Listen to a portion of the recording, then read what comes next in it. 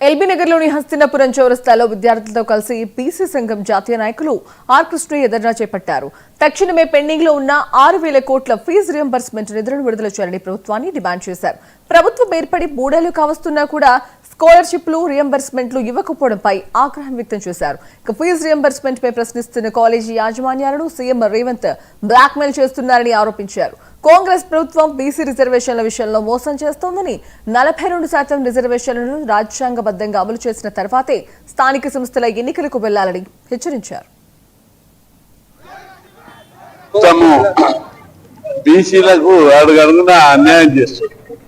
ఎందుకంటే ఒక సంవత్సరం నుంచి ఊరించి బీసీలకు 42% విద్యా ఉద్యోగాలలో స్థానిక సంస్థలలో 42% రిజర్వేషన్ ఇస్తామని వాగ్దానం చేశారు.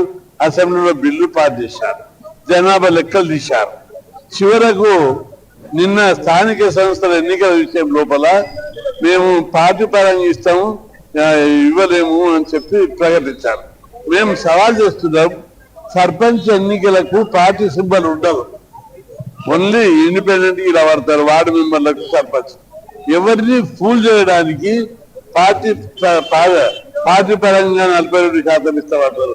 మాకు చట్టబద్ధంగా ఇవ్వాలి తప్ప బీసీలకు బిచ్చం వద్దు, వాటా కావాలి. బీసీలకు వాటా ఇవ్వాలి తప్ప రాజ్యాంగబద్ధంగా ఇవ్వాలి, చట్టబద్ధంగా ఇవ్వాలి తప్ప పార్టీ పరంగా వద్దని చెప్పి మేము డిమాండ్ చేస్తున్నాం.